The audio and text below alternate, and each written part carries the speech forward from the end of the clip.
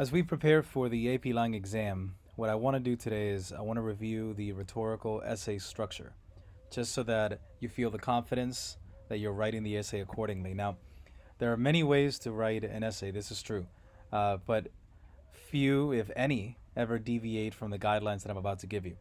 Now, let's talk about the introduction. Here are the things that you need to do in an introduction. Do they have to be in this order? Not necessarily. Is it better in this order? I think so. I think most successful essays do the following things in the following way, at least for the introduction. Establish the name of the author. Add a phrase, maybe in a positive phrase or before, so where you tell me something about the author that gives me some sense of credibility and authority, so I know something about this person, not just Barrett Browning, but something about her and who she is. Maybe she's a poet. Maybe that matters for some reason.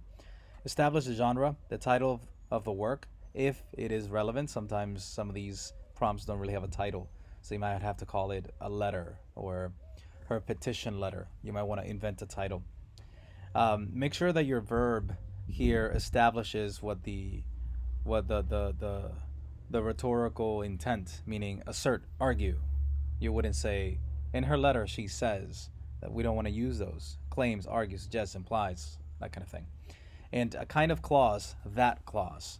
And this is the clause that gives you the summative assertion about the work. So, for instance, it may be something like Barrett Browning's letter, or as an established poet, Elizabeth Barrett Browning sees the need to write a letter to Napoleon Bonaparte, wherein she, and maybe demands, petitions, maybe that verb, that he frees or that he lifts the banishment from Victor Hugo. So in that sense, this would be the that phrase.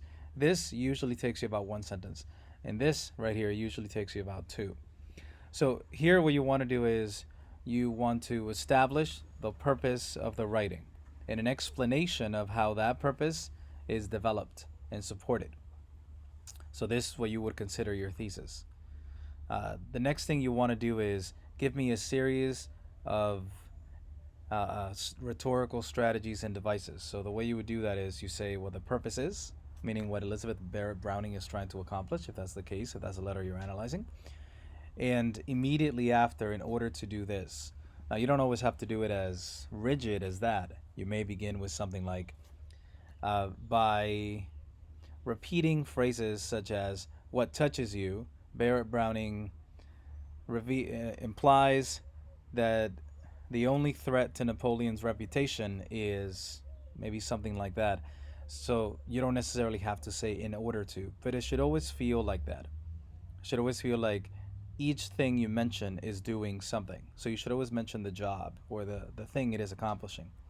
Now, at some point, you want to identify the relationship between the author and the audience and convey a sense of style and tone throughout the introduction.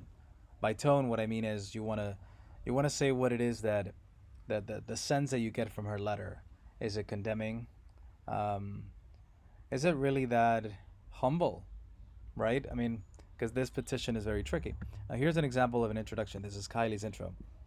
In April, so there are some things here that are not necessarily highlighted and are maybe superfluous for the point of the structure given here in this introduction, but nonetheless, I think this is a very good introduction in the sense that it does a lot more than it is required. So, in April of the year 1857, English poet Elizabeth Barrett Browning writes a letter which went unsent to France's King Napoleon III, where she implores the monarch to pardon the French novelist Victor Hugo, in hopes that he would be freed from the exile in which he was condemned into by his king. This is the one sentence that I was telling you about. I essentially get everything I wanted. I get the genre, I get something about Barrett Browning, I get the what she's trying to do, the summative thing, right? Now, the next few sentences are the ones where she does the second part of what goes in an introduction. In composing her letter, Browning remains hopeful. So here's the tone that we're talking about, that the emperor will forgive Hugo for his contentious literary criticism and encourages him to demonstrate his magnanimity. Throughout the letter, the Victorian era writer employs the use of of numerous rhetorical strategies, which include a sense of urgency and empowering yet gentle tone, which is established by the author's numerous compliments towards Napoleon that serve to paint a picture of the king as a ruler who was both powerful and wise. Now, while your explanation of the rhetorical strategy and the devices present doesn't have to be as extensive as that, in order to earn the point, something faster would probably do it. I mean, half the sentence would probably do it.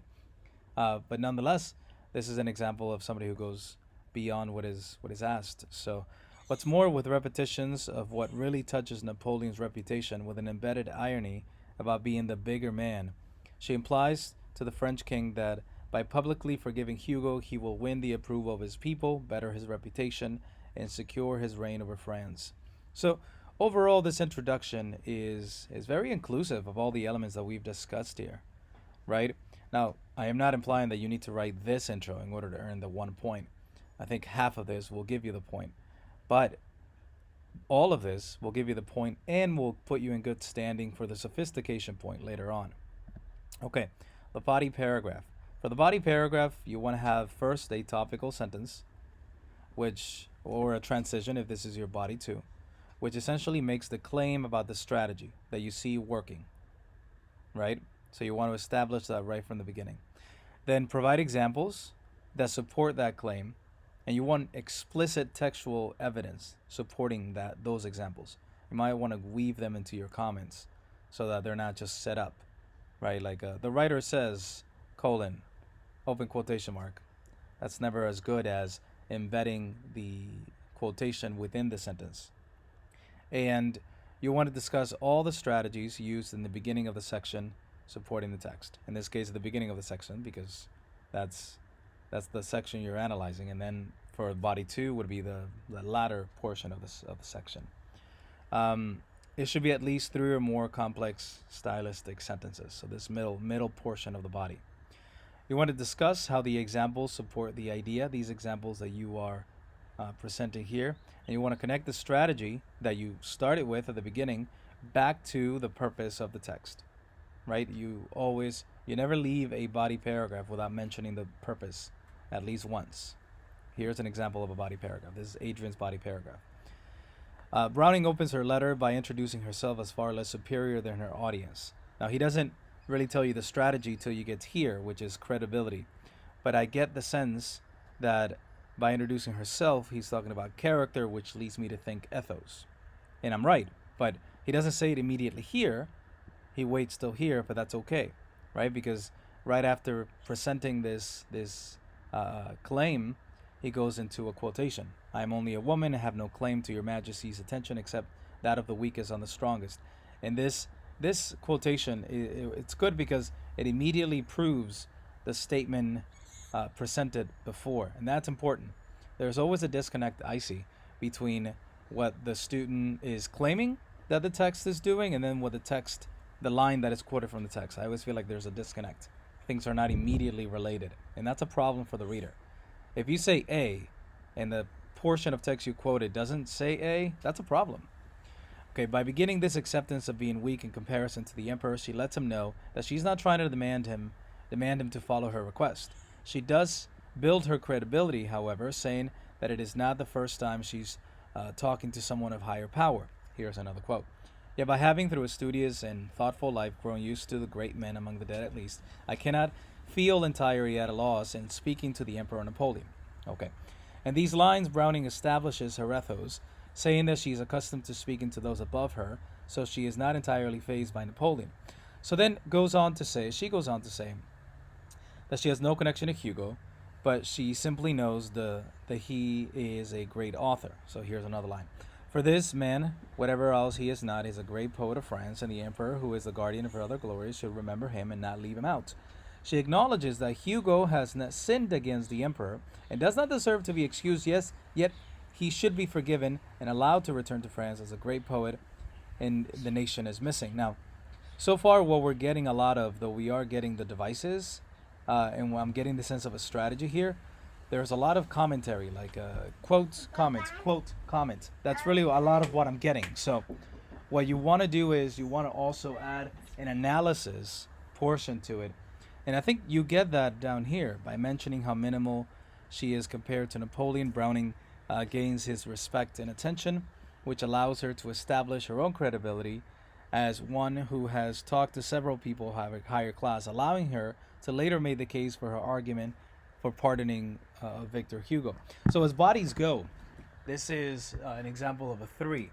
But considering what the other body looks like, which I've already read and graded and scored, um, his bodies altogether get a four, a collective score of a four, and I think they deserve it. Um, the other body has a lot more analysis than this one, a little more analysis than this one, but enough to carry the weight of the two. So this is an example of a body paragraph that does everything that is asked in the structure. Now let's go to the conclusion. You want to do several things in the conclusion. I put a section in the middle that I call maybe, because these are things that you might want to consider including or not.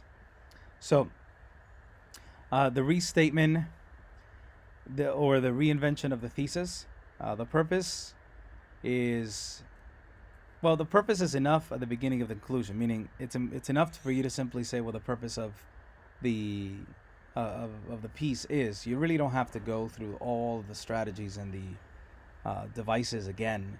If you really just get into the purpose, that should probably be enough. But you really should just focus on giving me the overall intended meaning of the text. This is more important. Like, what was the whole point of the whole text? But you got to say it in a way that you haven't said it before, right? Now, the maybe portion in the middle, this is a reflection on how the examples and the main ideas in the body paragraphs, or the significance of the strategies. Maybe you want to link them to your thesis. These are all things that you might want to consider doing in the middle portion. But what you definitely want to do is you want to state if the purpose, if these, meaning these, I guess what Browning was trying to do, if you think it's effective, if you think that she was effective at some point, especially maybe truer in the conclusion, you should say that the passage was pretty effective, that it worked, that, because that's exactly what you're doing. It's a rhetorical analysis. So if at any point in time, if you don't ever say that the passage is effective at accomplishing its purpose, then that's the big goal of the writing. So a closing thought I think it's important to have, one that allows me to leave the essay into the real world and think beyond the essay, right? And I think this is important. You should find something interesting to say, especially right at the end. It's better because it leaves your reader with some satisfaction, like there's something beyond this text. Okay, that's it.